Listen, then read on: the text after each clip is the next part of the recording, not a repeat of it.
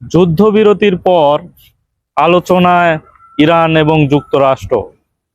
এই ইরান এবং যুক্তরাষ্ট্র যুদ্ধবিরতি কি কি বিষয়ে আলোচনা হবে এই বিষয়ে আজকে জানিয়েছেন ডোনাল্ড ট্রাম্প। এই আলোচনাটি আয়োজন করেছে ইসলামাবাদ অর্থাৎ পাকিস্তান। সেখানেই এই বিষয়ে আলোচনা হবে।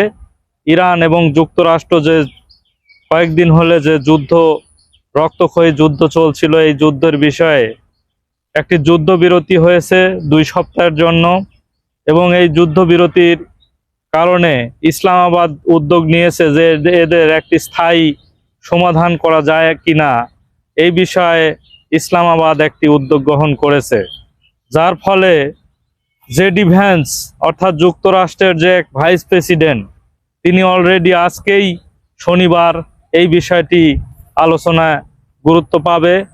এবং এখানে বিভিন্ন দেশের, বিশেষ করে ইরান, যুক্তরাষ্ট্র এবং পাকিস্তানের শীর্ষ নেতারা সেখানে উপস্থিত থাকবেন।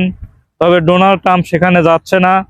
ডোনাল্ড ট্রাম্পের পরিবর্তে সেখানে উপস্থিত থাকবেন জেডি ভ্যান্স, যেটা যুক্তরাষ্ট্রের ভাইস প্রেসিডেন্ট, এবং তিনি সেখানে এই আলোচনাটি করবেন। এই আলোচনায় কি কি বিষয়ে গুরুত্ব পাবে সাংবাদিকরা ডোনাল্ড ট্রাম্পকে, জেডি ভ্যান্স যখন বিমানে ইসলামাবাদের উদ্দেশ্যে রওনা দিয়েছেন, ঠিক তখন সাংবাদিকরা প্রশ্ন করেছেন ডোনাল্ড ট্রাম্পকে যে আসলে আপনারা তো যুদ্ধবিরতি নিয়ে একটি আলোচনায় ইসলামাবাদে যাচ্ছেন ইরানের সঙ্গে, তো কি কি বিষয়ে এই যুদ্ধবিরতি নিয়ে আলোচনা হতে পারে।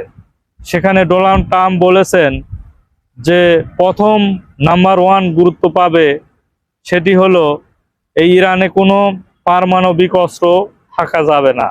তাদের প্রধান শর্তই হলো পারমাণবিক কোনো অস্ত্র এই ইরানে থাকা যাবে না, এবং তারা কোনো রকম পারমাণবিক অস্ত্র তৈরি করতে পারবে না, এটি হলো প্রধান শর্ত। অন্যদিকে আবার তারা প্রশ্ন করেছে যে সাংবাদিকরা, যে হরমুজ প্রণালী দিয়ে 15টির বেশি কোনো জাহাজ চলাচল করতে দিবে না, এবং সেখানে ইরান টোল আদায় করছে, এবং এই হরমুজ প্রণালী কি খুলে দেওয়া হবে কিনা এ বিষয়ে প্রশ্ন করলে ডোনাল্ড ট্রাম্প বলেন খুব অচিরেই ইরান অবশ্যই আমাদের সঙ্গে আলোচনা হলে এই আলোচনাতে অবশ্য গুরুত্ব পাবে হরমুজ প্রণালীর বিষয় নিয়ে, এবং তিনি আশাবাদী যে খুব অল্প দিনের মধ্যে হরমুজ প্রণালী খুলে দেবে ইরান। তবে যদিও খোলা না খোলা নিয়ে যুক্তরাষ্ট্রের কোনো যায় আসে না, একথাও তিনি বলেছেন। এবং আরেকটি প্রশ্ন করেছেন সাংবাদিকরা যে এই ইরান যে হরমুজ প্রণালী দিয়ে যে জাহাজ যাতায়াত করবে সেখানে তারা টোল আদায় করবে, বড় অঙ্কের একটি টোল আদায় করবে, এ বিষয়ে আপনার কি অভিমত। তিনি বলেন এই আলোচনায় সেই বিষয়টিও থাকবে, তবে ইরান কোনো টোল আদায় করতে পারবে না বলেও তিনি জানিয়েছেন।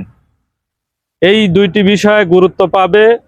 তবে আমরা আশাবাদী যে স্থায়ী যুদ্ধবিরতির যে উদ্যোগ নিয়েছে ইসলামাবাদ, এটি সফল হবে। আমরা আসলে যুদ্ধ চাই না, আমরা যুদ্ধ বিরতি এবং প্রত্যেক দেশ শান্তিতে বসবাস করুক, এটি আমরা কামনা করি।